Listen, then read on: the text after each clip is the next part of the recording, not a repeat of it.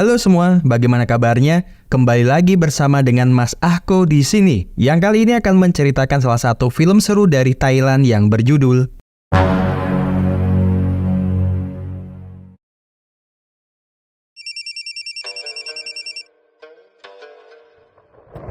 Film ini akan dimulai dengan memperlihatkan seorang laki-laki yang sedang menelepon anak asuhnya yang merupakan seorang asasin untuk menjalankan sebuah misi penting yang harus segera mereka selesaikan malam ini juga. Dia harus mengambil sebuah benda yang sudah sangat lama mereka cari dari seorang agensi yang berasal dari Jepang bernama Wong. Sesuatu yang mungkin bisa saja memulai sebuah perang. Laki-laki itu bernama Kang, seorang guardian penjaga para asasin dan mempunyai julukan Sang Rubah Abu-Abu. Kang lalu menghubungi Wong dan mengatakan kalau keberadaannya sangat sulit untuk ditemukan. Tetapi setelah Kang mengetahui lokasi keberadaannya, dia meminta Wong untuk bersiap-siap karena saat ini dia akan memburunya. Mendengar itu, Wong berniat membayar Kang 2 kali lipat dari apa yang telah dibayarkan agensi untuknya. Namun Kang menolak tawaran menggiurkan itu karena dia lebih menyukai reputasinya sebagai rubah abu-abu. Wong marah karena Kang telah menolak tawarannya dan berpesan kepada Kang kalau dia tidak takut dan akan menunggunya untuk segera datang menemuinya. Tetapi Wong mengatakan kalau tugasnya bukan membunuh, dia hanyalah seorang guardian yang menjadi pengasuh para asasin yang akan membunuhnya. Tak berselang lama, seorang wanita bernama Dina terlihat di kafe tempat Wong berada.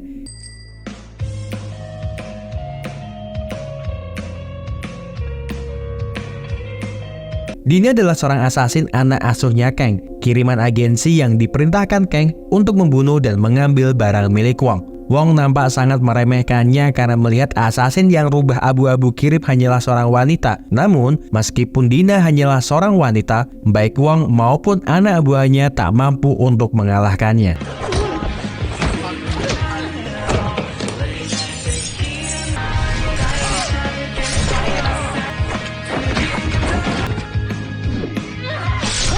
Wong mencoba untuk bernegosiasi dengan Dina, tetapi Dina tidak peduli dengan tawaran yang diberikan oleh Wong. Namun tiba-tiba, Dina merasakan pusing di kepalanya dan muntah darah karena penyakit yang dideritanya. Wong berhasil memanfaatkan keadaan itu untuk dia bisa melarikan diri dari tempat itu.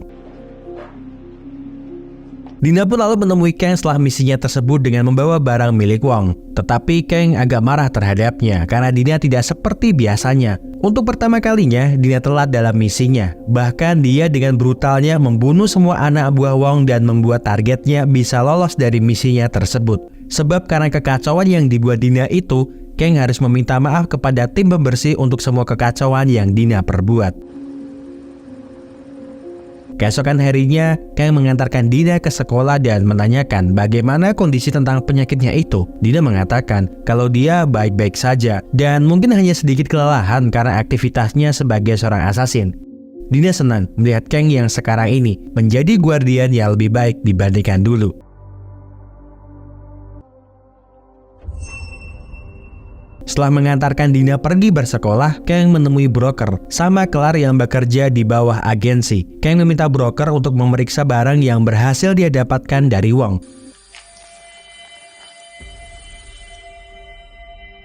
Benda itu pun bersinar terang yang membuat Kang sangat penasaran dengan benda apa itu sebenarnya.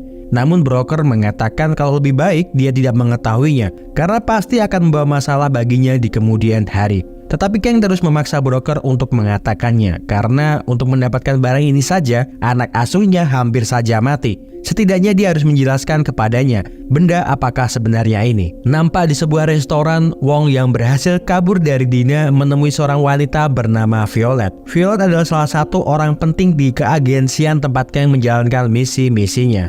Wong mengatakan kalau rubah abu-abu telah mencuri sesuatu yang sangat berharga miliknya. Violet seharusnya menyadari seberapa gentingnya situasi ini. Bila Wong tidak mendapatkan kembali barang miliknya, apalagi dia adalah perwakilan dari agensi Jepang, maka bisa saja kedua agensi mereka akan melakukan peperangan.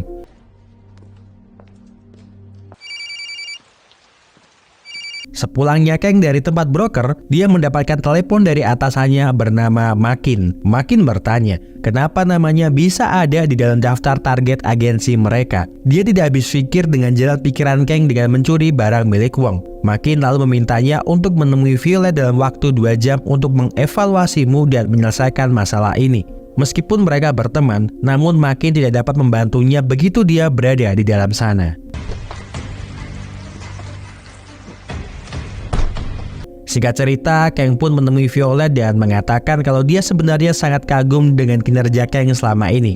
Tidak ada seorang pun di keagensian mereka yang mampu menyelesaikan misi-misi dengan tingkat keberhasilan yang tinggi selain Kang, dan juga mampu merekrut dan mendidik aset-aset perempuannya sebagai seorang asasin terlatih. Bisa dikatakan kalau Kang adalah seorang legenda di keagensian mereka. Violet menyuruh Kang untuk beristirahat saja lebih dahulu dan menyerahkan barang yang telah diambil dari Wong. Namun Kang menolaknya dan memilih untuk berhenti, dan dia tidak mau untuk bekerja sama lagi dengan mereka. Violet pun mengatakan peraturan di agensi sangatlah jelas. Ketika seseorang akan berhenti dari keagensian, mereka harus mendapatkan persetujuan dari agensi dan bukan karena kemauannya sendiri. Dia juga seharusnya tahu siapakah Nina, si asasin tanpa wajah, dan keberadaannya di sini sama seperti para gadis lainnya yang mendapatkan perintah melenyapkan target dalam misinya. Violet mengatakan kalau Makin telah mengatakan semuanya tentang misinya tersebut. Kang dengan sengaja menggunakan Kitty-nya untuk kepentingan pribadinya. Sekuat apapun dirimu, jika tidak mematuhi agensi, Kang bukanlah siapa-siapa. Dan mulai saat ini, pihak agensi telah menghapus gelarnya sebagai rubah abu-abu dan juga bukan anggota agensi mereka lagi. Khawatir dengan keadaan Kang, Makin lalu menghubungi Dina dan mengatakan kalau saat ini Kang telah ditandai oleh agensi. Makin meminta Dina untuk segera menuju lokasi tempat di mana Kang berada dan memintanya untuk menyelamatkannya. Di saat Violet memeriksa kotak yang dia bawa dari tangan Kang, ternyata isi di dalam kotak itu telah Kang tukar dengan sebuah bola kristal yang berasal dari tempat broker. Terlihat Kang pun juga bersiap untuk bertarung dengan orang-orang dari keagensian yang mempunyai misi khusus untuk menghabisinya.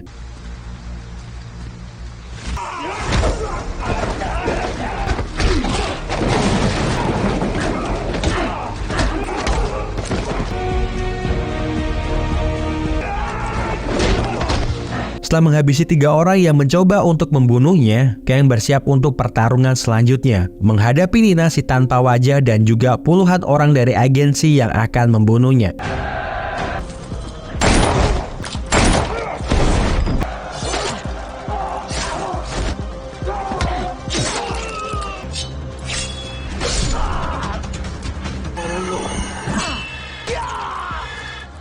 Namun nampaknya Kang bukanlah lawan yang sepadan untuk Nina, karena terlihat sangat jelas bagaimana dengan mudahnya Nina melumpuhkan Kang. Melihat kondisi itu, Nina mengatakan kalau Kang bukanlah rubah abu-abu yang dia kenal, karena Nina mengetahui dengan jelas kalau dulu Kang sangatlah cepat, tidak lambat seperti ini. Nina pun sangat senang karena dia bisa mendapatkan kehormatan untuk menghabisi nyawa dari seorang legenda yang dulu pernah membuangnya. Tak berselang lama, Dina pun telah sampai di sana dan berusaha untuk menyelamatkan Kang. Nina yang melihat Dina di tempat itu mengatakan kalau seharusnya Dina paham dengan konsekuensinya berada di tempat itu.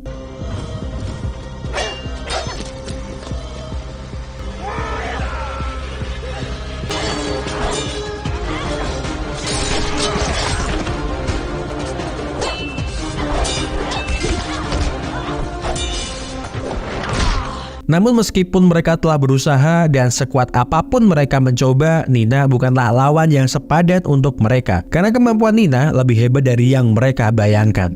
Skin lalu berpindah di sebuah perkantoran. Seorang pemuda bernama Charlie diperlihatkan dan dia bekerja sebagai seorang sales asuransi jiwa. Terlihat hidupnya tidaklah spesial, tetapi dia merasa dirinya paling sempurna di antara yang lainnya. Namun kenyataannya dia hanyalah seorang pecundang. Setiap harinya dia selalu mendapatkan omelan dari atasannya karena dia tidak pernah bisa menyelesaikan pekerjaannya dengan baik.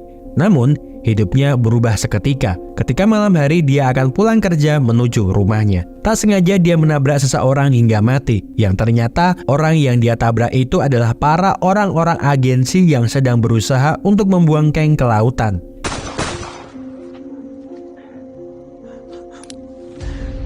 Kang yang terlihat masih hidup meminta bantuan Charlie untuk membawanya ke suatu tempat. Di dalam mobil, Kang meminta kartu identitasnya dan menelepon Makin kalau dia ingin melakukan kontrak. Bila dalam 7 jam targetnya belum tereliminasi dan Kitty-nya tidak selamat, dia mau mereka membunuh Charlie beserta dengan keluarganya. Kang lalu memberikan cincin guardiannya untuk dipakai oleh Charlie dan mengatakan kalau cincin ini akan membukakan pintu kekuatan untuknya dan menjaganya di jalan yang benar.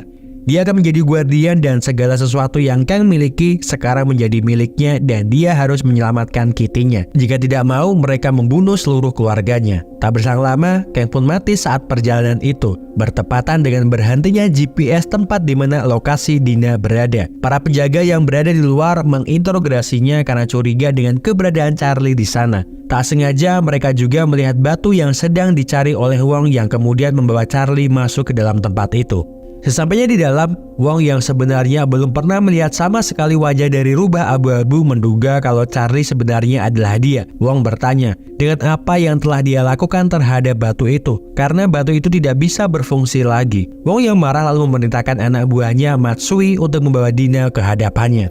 Dina pun mengatakan kalau dia tidak tahu siapakah laki-laki itu, yang tentunya membuat Wong marah dan menembaknya karena berusaha berbohong kepadanya. Namun Charlie yang teringat dengan perkataan Kang lalu berusaha untuk menyelamatkan Dina dengan segala keahliannya dalam menjadi sales asuransi jiwa. Charlie dengan sangat meyakinkan memanggil Matsui dan mengatakan kalau dia telah menyuruhnya untuk diam, tapi tidak seperti ini perjanjiannya. Charlie mengatakan kalau mereka berdua telah berencana menjadikan Charlie berpura-pura menjadi rubah abu-abu dan Matsui tahu segalanya tentang itu. Wong pun menjadi curiga dengan anak buahnya itu karena berani-beraninya dia berusaha untuk menipunya. Wong pun termakan dengan omongan Charlie yang kemudian menembak Matsui hingga dia mati. Dan ketika Wong juga akan membunuh Charlie, tiba-tiba sebuah bom asap berada di dalam ruangan itu. Ternyata yang masuk ke dalam sana adalah kawanan Dina yang berusaha untuk menyelamatkannya.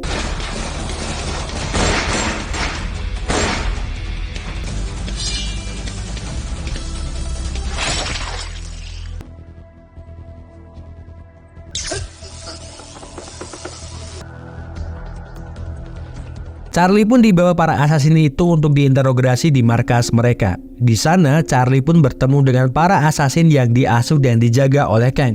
Selain Dina, ada 3 orang lagi yang juga menjadi asasin. Mereka adalah Mina, Tina, dan Rina.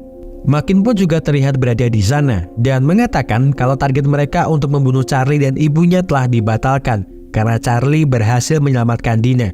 Makin pun juga menawari Charlie untuk menjadi seorang guardian dan menjelaskan kalau mereka berempat adalah para asasin yang bekerja untuk agensi dengan mempunyai kode panggilan Kitty. Namun, Charlie mengatakan kalau mereka mungkin salah orang karena dia tidak sehebat seperti yang mereka pikirkan. Charlie juga tidak mau terlibat dengan apapun yang sedang mereka lakukan dan memilih untuk pergi meninggalkan tempat itu. Namun di saat Charlie akan keluar dari sana, Dina yang telah mencegatnya memberikan lagi cincin yang diberikan Kang untuknya. Karena dia tidak tahu alasan Kang memberikan cincin ini kepadanya. Namun Dina yakin kalau Kang telah mempunyai alasannya sendiri. Keesokan harinya saat Charlie berada di kantornya, dia mendapatkan telepon dari Dina yang berhasil melacak nomor kantornya. Dina mengatakan kalau saat ini dia dan ibunya dalam masalah besar karena sekarang dia menjadi target dari agensinya. Ternyata Violet menemukan kartu namanya yang tertinggal di kafe tempat Wong terbunuh dan otomatis dia akan menjadi target dari agensi. Charlie hanya mempunyai 2 pilihan, tetap di kantor seperti orang bodoh atau cari mereka dan dia akan tahu segalanya. Singkat cerita, sampailah Charlie di rumah tempat tinggal para asasin itu. Di sana Charlie juga bertemu dengan Makin yang telah menunggunya. Makin mengatakan kalau tempat yang kau lihat ini adalah rumah yang menjadi tempat Kang merawat para anak-anak yatim piatu untuk menjadi para pembunuh. Mereka adalah kumpulan pembunuh paling terkuat di dunia dan bekerja di balik bayang-bayang. Yang menjadi target mereka kematiannya sama pastinya dengan terbitnya matahari. Agensi mereka telah berdiri selama berabad-abad lamanya dan seluruh dunia menjadi ladang pembunuhan mereka. Ruang ini adalah tempat ruang operasi mereka dalam menyimpan semua catatan dan juga memantau target yang telah mereka tandai. Wanita itu bernama Violet, dia juga seorang manajer sama sepertinya. Dia yang telah memberi perintah agar Kang dibunuh dan kini dia mengejarmu untuk menjadi target selanjutnya. Violet mengincarmu karena batu-batu ini hanyalah sebuah cangkang dari benda yang sangat dia inginkan. Makin memintanya untuk menjadi guardian menggantikan Kang menjadi rubah abu-abu. Tetapi itu semua terserah pilihannya, karena Makin memberikannya dua pilihan, untuk kembali ke pekerjaannya dan hidupnya, atau apakah dia akan memulai pelatihannya dengan menjadi bagian tim pembunuh yang bercerita dalam darah dan peluru. Jika jawabannya ya, duduklah di kursi itu. Jika tidak, lepaskan cincin rubah abu-abu dan menaruhnya kembali ke dalam kotak. Dan dengan segala pertimbangan yang dia punya, Charlie pun memilih untuk menjadi bagian dari mereka. Pelatihan Charlie pun dimulai saat itu juga. Mina, si ahli perbaikan struktur tubuh manusia, mulai memberikan Charlie tegangan listrik untuk masuk ke dalam tubuhnya, sebagai cara untuk memperbaiki saluran otak dan juga sel-sel di tubuhnya.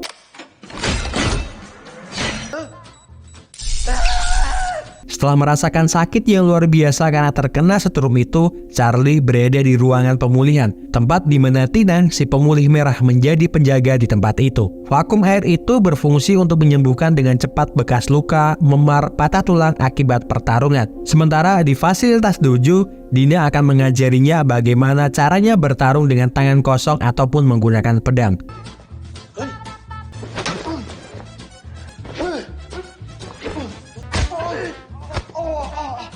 Selanjutnya di ruang keseimbangan, Rina, si pemburu bayangan, akan melatih Charlie bagaimana mengatur keseimbangannya, yang berguna untuk menyelaraskan energi yang ada di dalam tubuhnya. Sejak saat itu, tiap harinya Charlie pun berlatih, terus-menerus dan berulang-ulang di tempat fasilitas pelatihan para asasin, hingga suatu saat dia berhasil membentuk tubuhnya dan meningkatkan kemampuannya dalam pertarungan.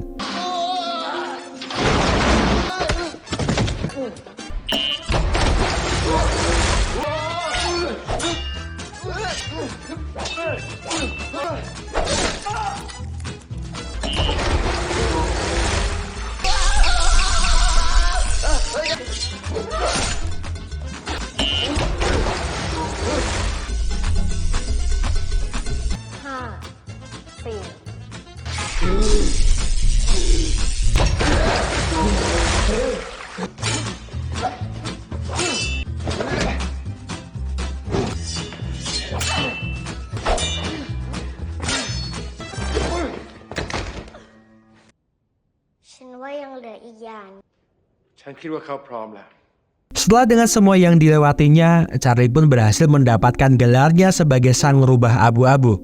Dina pun lalu mengajaknya bertemu dengan broker untuk mencari kebenaran tentang batu itu. Ketika Makin sedang menelepon Violet, tiba-tiba Tina sudah berada di belakangnya.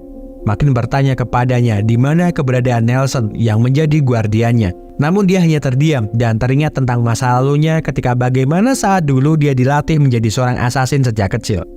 Terungkap juga bagaimana saat dulu Dina direkrut oleh Kang menjadi asasinnya. Dia mengajarkan segalanya kepada Dina bagaimana asasin itu membunuh target-target mereka.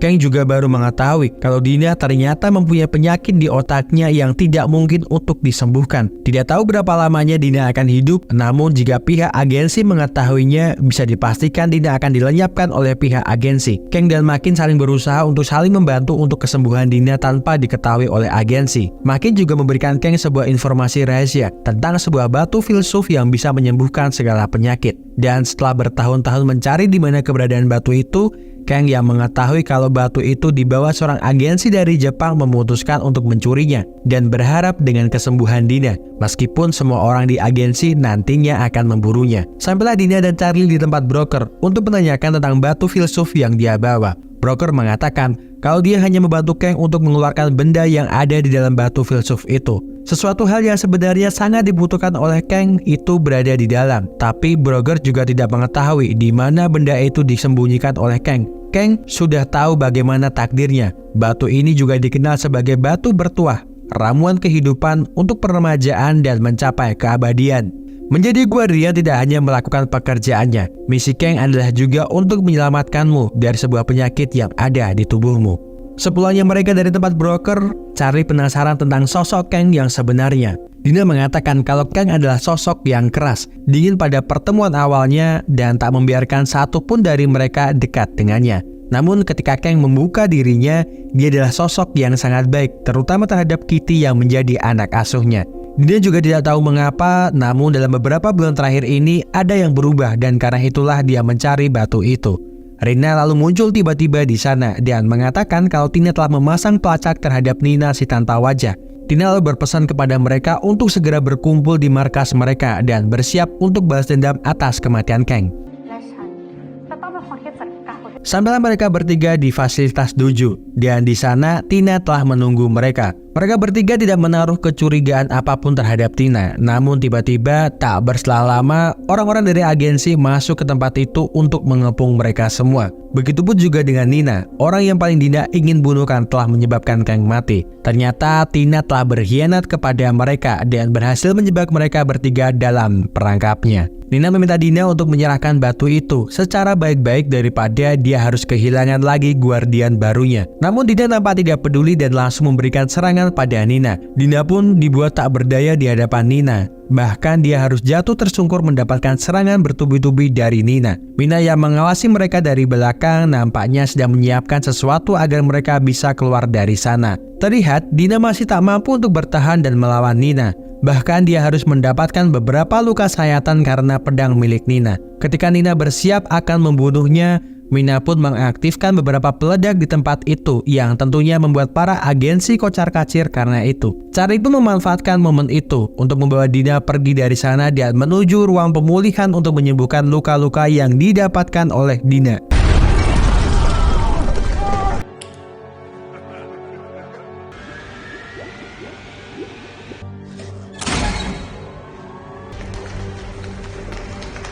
Charlie pun bersiap dengan pertarungannya karena orang-orang agensi berhasil menemukan keberadaannya di ruang pemulihan. Saat ini Charlie harus membuktikan dirinya dengan semua pelatihan yang dia terima apakah dia layak menjadi guardian.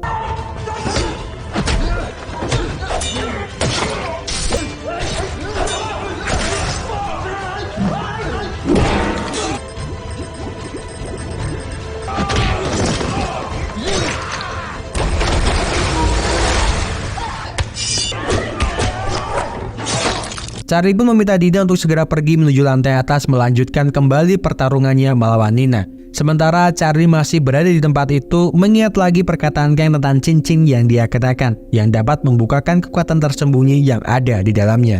Sementara Mina dan Rina berhasil ditawan oleh mereka.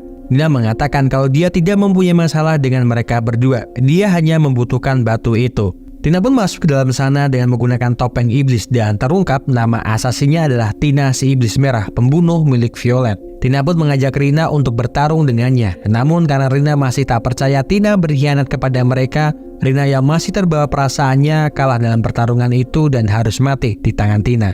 Di saat Tina juga akan membunuh Mina, Dina telah sampai di sana untuk menghentikannya. Pertarungan pun terjadi di antara mereka. Baik Dina ataupun Tina berusaha untuk mengeluarkan segala kemampuan mereka dalam pertarungan itu.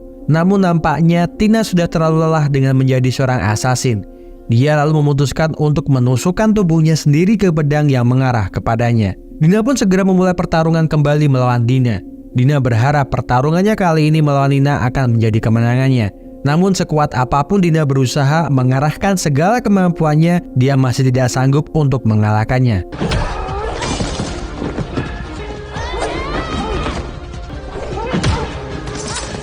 Ketika Nina akan membunuhnya, tiba-tiba Charlie muncul dari belakang dan mencoba ikut juga dalam pertarungan mereka. Baik Dina dan juga Charlie kini menggabungkan kekuatan mereka untuk melawan Nina. Tetapi memang nampaknya meskipun mereka berdua telah menggabungkan kekuatan mereka, Nina masih saja dengan mudah mengalahkan mereka.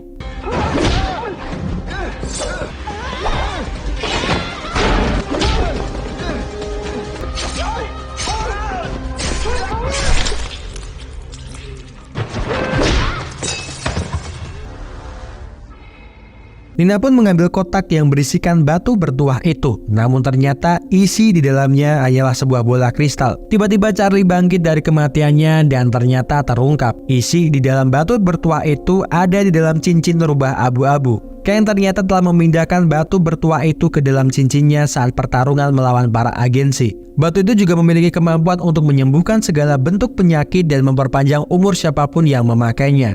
Maka sebab dari itu, meskipun ketika saat itu Kang bertarung dengan para agensi, dia masih tetap bisa hidup dan tak lama kemudian mati setelah memberikan cincin itu kepada Charlie. Charlie mengatakan kalau dia hanyalah guardian, tugasnya cuma menjadi pengasuh asasin yang akan membunuhmu dari belakang.